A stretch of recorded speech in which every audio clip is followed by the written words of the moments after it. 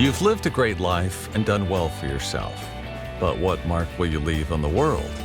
How will you inspire future generations? Stan Miller and Katie Beth Hand have helped thousands of people answer exactly those questions. If you've ever wondered, what will be my legacy? You're in the right place. Welcome to the Your Life, Your Legacy podcast. Now, here are your hosts, Stan and Katie Beth.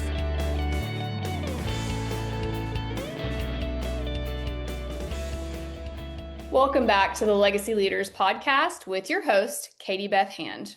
My guest today is a nationally recognized law enforcement expert, Jeff Wenninger. Jeff, thank you so much for joining me. It's really great to have you today. Thank you for having me. So before we dive into all of the important work that you're doing right now, I was wondering if you would take a few minutes. You have such an interesting and very distinguished career in law enforcement. So tell our listeners a little bit about your background and then how that inspires some of the things you're working on now. Okay. Well, my background that's really important is my personal background prior to getting into law enforcement, because it really determined how I viewed my experiences during my professional career. I was born to a teenage mother who chose to put me up for adoption, and I was adopted as a toddler. And my parents, they had been married for a number of years trying to have children.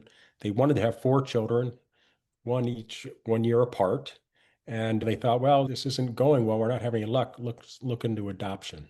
So right about the time that they were approved for adoption, my mother becomes pregnant with my sister, as life often has it. But they thought, who knows, it may be a number of years before I'm pregnant again. So they decided to go through with the adoption. So they adopted me. And then they decided to adopt again, and they adopted my brother, and he's half Japanese.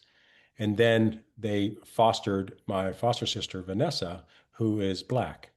So I was raised in the 60s and 70s in the Midwest in Ohio, Kent, Ohio, in a multiracial family. So that really gave me some unique experiences that, generally speaking, my peers did not have when it came to how they perceived what they were seeing and experiencing on the job.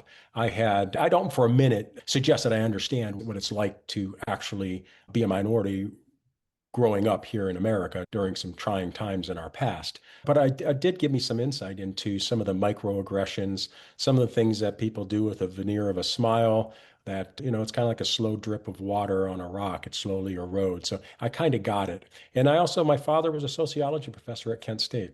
And he went to University of Illinois to get his PhD, and he did his PhD on law enforcement. So he probably knew more about law enforcement than I did, especially when I first went into it.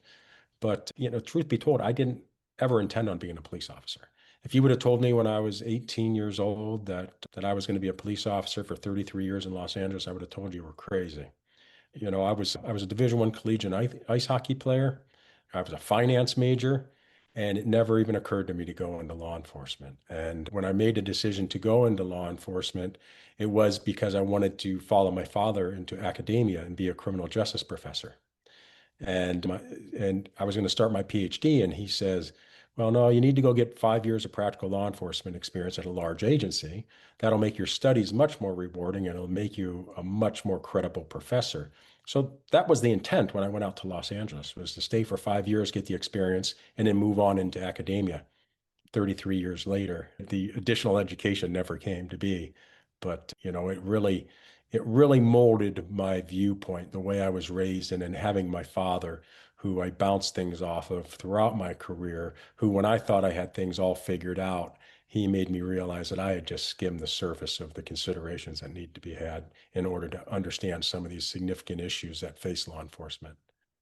It's so interesting. So that's a very unique perspective. And like you said, it's not common to come into law enforcement. First of all, not a direct path into that career field, but also with your background, with your siblings and growing up in a small town, how did the experiences that they have, good or bad, how did that really shape and change your perspective of the world? And how did that carry into becoming a law enforcement officer? I think what it really did for me was it broadened my perspective and my understanding, because really it's about understanding the people that we're not familiar with and their backgrounds. With Vanessa, she wasn't with us because she had been abused or, her parents had done anything wrong. It was that she had a number of siblings and they just didn't have the resources. So she entered this program where my parents, became foster parents to give her opportunities because it's those opportunities that were going to help her maximize her potential. So that meant that I oftentimes, as a little boy, with my mother and my other siblings, we would go into inner city Cleveland. And I would be in a neighborhood where my brother, my sister Holly, and I would be the only people there that weren't Black. Mm. I understood what that felt like. Yeah. I've been into a McDonald's where I was the only non-Black person. And so basically the tables had been turned. And to some sense, it kind of made me blind to some things because it just seemed so natural that didn't really bother me. Hmm. But I never had a problem interacting and relating with people from different backgrounds, different cultures, different races. I just never did. And so when you define things and give meaning to why things are a certain way, you're oftentimes completely inaccurate unless you have a broader understanding. And, my father used to always say, you want to listen carefully, question thoughtfully, and then and only then can you form a credible opinion and speak deliberately. And, that's, I think, a skill set that I developed very early on as a young child, essentially. And then my father, throughout my life, he taught me to be a critical thinker. He never taught me how to think. He never told me what was the right way to think or the wrong way to think. He would always say, well, son, it seems to be you need to consider this and this. And I would figure it out on my own. So I didn't realize it at the time, but my father every day was teaching me to be a critical thinker when it came to addressing these issues that law enforcement face on a daily basis. Because the reality is that the issues that law enforcement face are very complex and layered. They're Sure. sociological issues. It's not, criminal and crime fighter. It's not them against us, but it's very Mm. easy to develop that mentality. And if you do, that's when you have the breakdown of the understanding, the breakdown of the trust. And that's where things get worse over time. And we saw that in Los Angeles. I was there for the Rodney King beating, the Rodney King riots, and I saw it through a different paradigm than many of my peers in law enforcement because I understood that what occurred there really didn't have a heck of a lot to do with the fact that four of LAPD officers that were charged were acquitted of the beating of Rodney King, and that it really had more to do with the decades of abuse and excessive force that had been imposed on these marginalized communities. And it's that was just a reality that I saw and understood. So having that understanding, that gave me a better position and I was better postured to be able to address it in real time on a daily basis in my interactions with the communities that had such a strained relationship with the law enforcement agency. Yes, you brought such a unique perspective into it. Talk to us a little bit about what those day-to-day interactions were like. What did you try to teach the other officers that you were working with? What perspective would you give on some of the ways you had a unique way of interacting with the community and with your fellow officers? Well, the one thing you have to learn, and you learn it very quickly, is you can't cause a large ship to turn on a dime. It takes time. And the ship that I'm speaking of is the police culture. Hmm. So, many people are going to have their attitudes and beliefs. And unfortunately, your attitudes and beliefs influence your actions and behaviors. So you don't just, it's not necessarily, well, I'm going to teach these people the right way to think. That's never been my perspective. That's a futile effort because you're never going to win that in the moment. Right. So what you do is you become the best version of yourself and you try to impact the community that you serve for really primarily two reasons, in the sense that you demonstrate to them that you're not the enemy, and even more importantly, that you don't view them as the enemy. Mm. And Yeah. you listen to them for the purpose of understanding, not for the purpose of formulating a response to whatever it is they're trying to say. And all too often in law enforcement, we fall into that second category where we're just thinking of how to respond. And we hear it all too often. You don't understand. Unless you've worked law enforcement, that you wouldn't understand. And I would suggest that we all need to pause and say, well, perhaps we as law enforcement don't understand. I think there's a misunderstanding on both sides.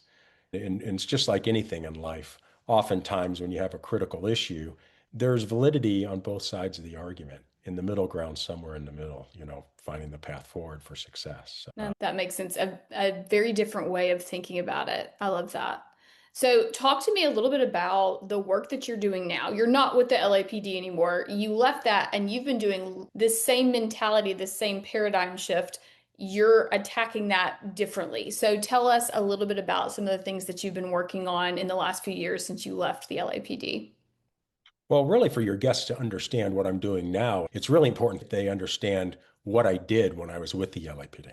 Great. So, and give them a little bit of history of what I experienced when I was on the LAPD.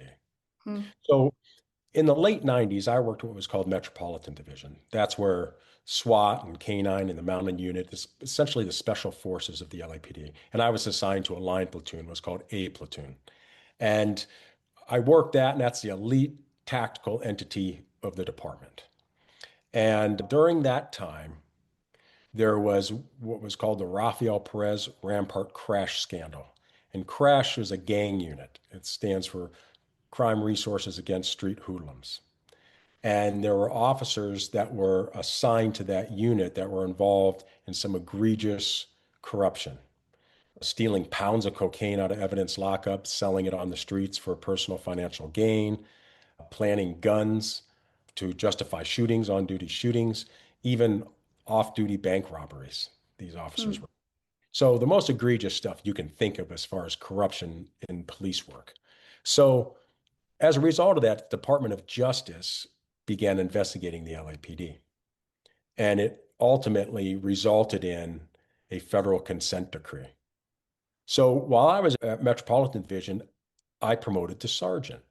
And when you promote to sergeant, you get to put in a wish list of your three top divisions that you'd like to go to. Now, LAPD at the time had 18 geographic divisions. And if I would have been able to list them 1 through 18, Rampart would have been 18. I really wanted to keep an arm's length from all the trouble and the culture and the problems that they were having there. Well, I was identified as an individual that was going to be part of the new leadership management team that was going to be assigned there. And as a brand new sergeant, I was assigned to Rampart. And Hmm. it turned out to be the best thing that ever happened to me. And the reason was we were all handpicked. I was surrounded by the best of the best in regards to leadership. So I had peer sergeants, I had lieutenants and captains and command staff that just really taught me a different way to think, a different way of holding people accountable, a better way to do police work. And it wasn't long before I was there that what had happened was they disbanded the crash unit citywide because of the scandal. But we still needed to address the violent gang crime. So they created a new entity. It was called the Gang Enforcement Detail. And it had a different hierarchy of a chain of command to increase the accountability associated with it. And I was selected to be the first officer in charge of that unit. And it really was incumbent upon me to change the entire culture and the standards of review and how I evaluated our success and those sorts of things. And we did all kinds of things. We thought outside the box. And when I say we, it's because we're a team. My job as the officer in charge was to facilitate us doing the maximum job we could to reduce the incidence and fear of crime relative to gang members. And was it my ideas? The best ideas I ever came up with weren't mine. They were the officers that worked for me. It was my job just to facilitate getting them the resources that they needed to make these things happen. So we were identified as kind of the model to be emulated. We were recognized with the meritorious unit citation. And it was a feather in my cap, and it was a real success story of my career. And as a result of that, at the time, Chief William Bratton, who had been the commissioner of police in New York City, was our chief of police, and I came up on his radar. And then I went to go work for him, where I would brief him on all officer-involved shootings. And I actually wrote his rationale that would be submitted to the Honorable Board of Police Commissioners relative to his suggested recommendations for the adjudication of those cases. And so I had a seat at the table, and I started to see how the leadership, the highest leadership of the organization, thought and how they processed through critical incidents. I mean, it was unbelievable. There was a time I made lieutenant working for him, and I was ready to go out and be a watch commander back out in the field. And he's just like, well, you have an option. You can go out and be a watch commander and learn how to run a watch, or you can continue to work for me and learn how to run a police department. So it was pretty evident what I was going to do. So I stayed in that position.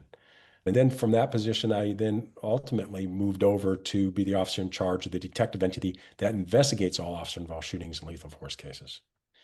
And so during my career, I had my hands in over 700 lethal force cases. I've seen the good, the bad, and the ugly.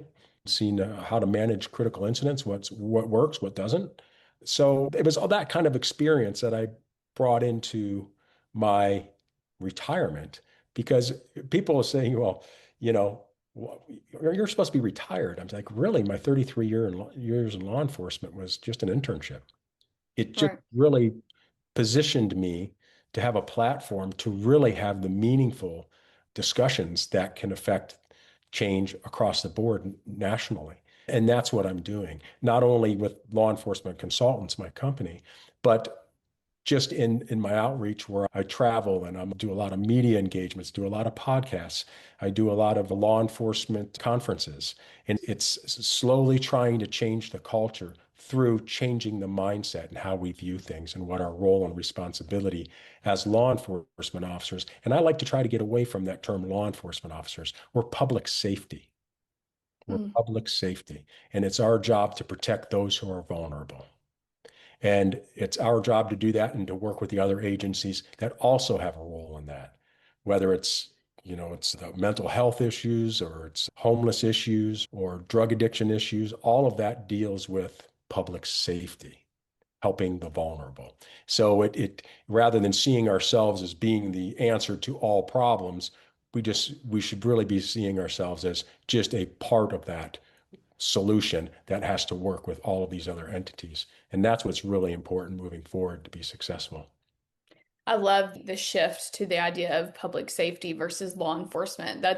It's semantics, but it's not. It's such an important distinction because it really frames how you view the work that you do and the interactions that you have while on the job.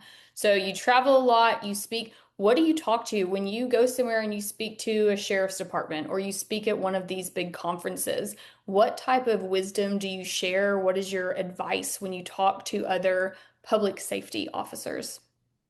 Well, really, I like to talk about the things that are in the dark corners that people don't necessarily see. One thing that plagues law enforcement is the inability to effectively message. The messaging through the press conferences tends to not be very productive. And the reason for that is law enforcement executives, they don't have the expertise, through training or inclination, to know exactly how best to present their position in the media. And unfortunately, we don't see the value in bringing in those who actually have the expertise, those who have backgrounds in media. And, I saw that and I learned that lesson by watching William Bratton with the LAPD. One of the first things he did was, historically with LA, you would have media relations division, and you would have a captain that would be the officer in charge of that division. Now, the problem with that is, what expertise does a captain that's gone through the police academy and gone up through the police ranks working different assignments have with really knowing the issues and the questions that need to be answered relative to the decisions that need to be made in the release of information and how that's actually going to impact the community? It's the expertise isn't really there. But who does? People in the media. So the first thing that Bratton did was he hired someone with decades of experience with a number of awards in Los Angeles media to come over and be the officer in charge. So that person gave him counsel and would sit down with him. It was Mary Grady was her name, actually. And you'd say, these are the things you need to consider relative to releasing the information about this critical incident. And if you release this information, this is what you can probably predict is going to occur. If you choose to withhold it, this is what you can expect. So he was able to make better decisions. And really, he was masterful in managing the messaging. And he was able to navigate these critical incidents in a much easier way and avoid all these speed bumps that you watch occur with all these other agencies. Just look at recently, whether it's local law enforcement, where we had the New Year's Day massacre down in New Orleans, the messaging afterwards was all over the place. Recently, just federally in Minneapolis, relative to, the shootings of those two American citizens, the messaging was horrible. And that is a shame, and it really detracts from what's meaningful. So that's just an example of the things that I like to talk about relative to there is a better way, and sometimes it's just in our blind spot, and we don't see it because we just view our law enforcement organization and culture as that we've always done it this way. So why would we change it? Well, because it's not working, and it Right. and so those are the types of things that I talk about. I love that. Really important and something that you don't get in police academy, right? Like that's never a part of any type of training that you do is figuring out how to interact with media or handle a crisis like this. And then these guys are put out or girls are put out there and expected to thrive in front of cameras and taking questions and know how to navigate. Media gets more and more complex by the day because now there's a social media aspect that there wasn't, back in 70s, 80s, 90s. And so that type of thing, the way you message, the way you give information, the way you protect the citizens or the officers involved with the amount of information you release or don't release, all of those are really, really important factors.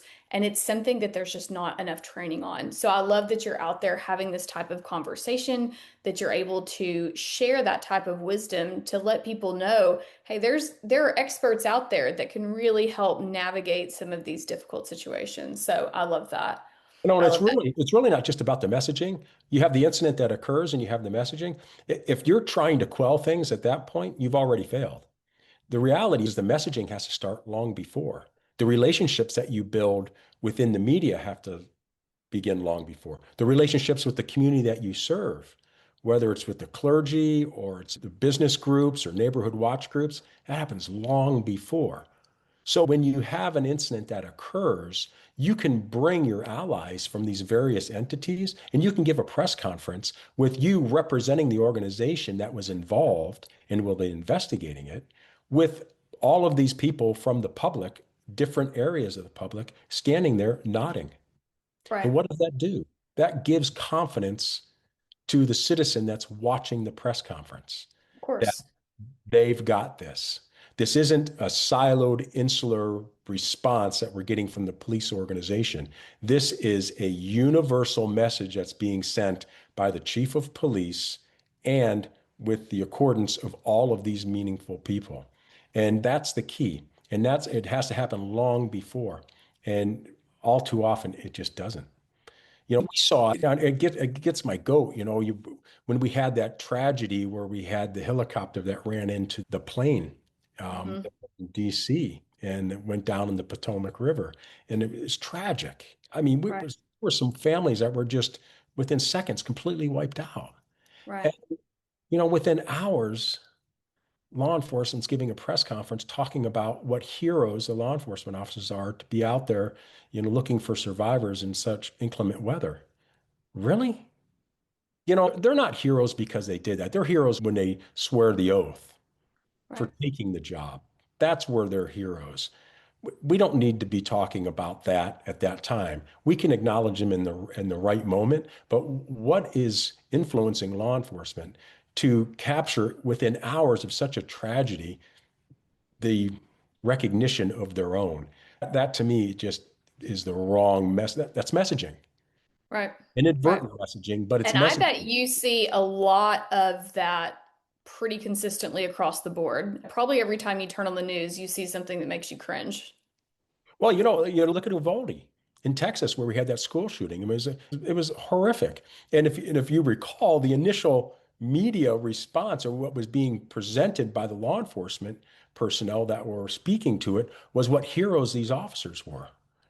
It was the furthest thing from the truth. It was probably one of the most egregious responses that we've ever seen to the protection of young children in this country by law And enforcement. so things like that very much speaks to what we're talking about, because things like that for the average citizen like me, that makes us not trust, right? So anytime we see things like that, and this is the messaging that's given on the front end, and then all of these details spill out later, it makes you circle back, and then you don't trust any press conference that you see, right? Because the image it builds in the average citizen's mind is, oh, these guys are just protecting their own, even if that's not the case. It's the way that it's messaged, it's the information that's given, it's the information that's not given. And so I think that's a huge piece of what you're dealing with here, is that breakdown where once you've seen enough of that, the mismessaging and the details that come out later, it makes it feel like those things were trying to be hidden. And it just builds that lack of trust over and over, no matter what community you're a part of. It's true. What's really important is that when you're a police executive, there's three things you need to be considering: your personal values, the values of your organization, and the expectations and the values of the community in which you serve. And when Mm. you take all of those into consideration, your decision has to maintain a balance in that. And all too often, we give too much weight to one of those three areas, and we miss the boat when we're making those critical decisions. Whether it's a decision on how we're going to move forward or it's a decision on how we're going to present in the messaging that we're going to provide to the public. And it's really a breakdown. And we don't do a good enough job in recognizing the importance of that. There's so much power in that we're not utilizing. Yeah. Okay, before we run out of time, I've still got, so I could pick your brain all day at this. So you've written a book on thin ice, an ode to your hockey days, I assume. But on top of that's not really the topic. It's not a hockey book. So talk to us about On Thin Ice. What inspired you to write it? Obviously, your history with the LAPD and these things we've been talking about. What inspired you to write it, and what can readers really expect from On Thin Ice? Well, what inspired me to write it were the experiences that I had throughout my career and the opportunity that I believe is there for law enforcement to be successful moving forward, not as a result of change being imposed on it, but imposing the change within itself. And that's the challenge that I'm trying to have law enforcement meet, because no one wants it imposed on them. And I basically wrote the book. I thought it was important that the reader have an understanding of my personal background and in my professional experiences, my practical insights, but ultimately the recommendations, the actionable solutions that I think can be successful for law enforcement moving forward in the 21st century. And I looked at not only law enforcement within the United States, but I went over to Europe. Went over and looked at the London Metropolitan Police. I was over in Paris, France. I looked at how they do things over in the Nordic countries in regards to hiring and training before anybody even becomes a police officer, all of those sorts of things. And what can we learn from the successes of other places that we can use here?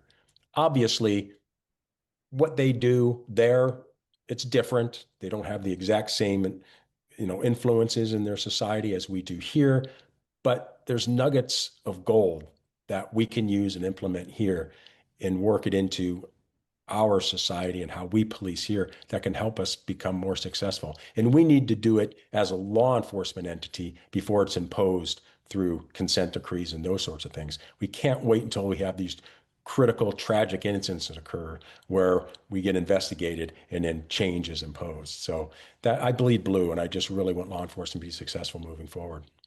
Yeah, it's that idea that you're addressing basically of being proactive instead of reactive. Don't wait until there's a crisis and it's handled badly and people come through and change the rules as almost as it feels punitive, right? Even for our officers, we messed this up, and so now the new rule is whatever. So that idea of being proactive, having these conversations, building these relationships with your community in advance, all of those things are they're so important, and those are the things that really make change versus policy changes after something goes wrong.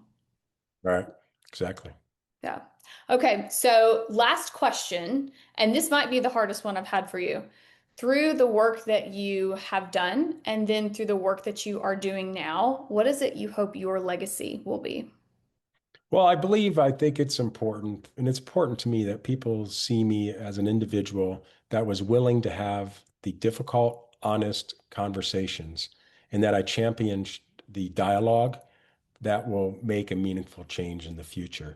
I don't for a minute believe that I have all the answers, but I want to encourage and facilitate and champion people moving forward and be willing to have these conversations wherein they invite people that have conflicting opinions and different perceptions and perspectives to the table, because then and only then, when we're willing to listen for the purpose of learning and to understand, we'll be able to navigate the successful path forward, because it involves more than just those of us that are in law enforcement. It involves our entire society, and it's that legacy that I hope to have. That's a really good answer. Okay, well, thank you so much, Jeff, for joining me and for sharing all of your wisdom. And for our listeners, this has been the Legacy Leaders Podcast with your host, Katie Beth Hand. So Jeff Wenninger was my guest today, and to get connected with Jeff and learn more about the work that he's doing, you can find him on LinkedIn and on Facebook. He promises he will answer your messages. And you can also find out more about his company, Law Enforcement Consultants, at lawenforcementconsultants.com. You can grab a copy of On Thin Ice from Amazon. Jeff, thank you so much for making the time and for the very important work that you're doing. I really appreciate it. Well, thank you. It was an enjoyable conversation. Thanks for listening to the Your Life, Your Legacy podcast with Stan Miller and Katie Beth Hand. If you enjoyed the show, please rate, review, and subscribe on Apple Podcasts, Spotify, or wherever you get your podcasts. To find out more about Stan and Katie Beth, go to pinnaclelegacylaw.com. You can also find links in the show notes.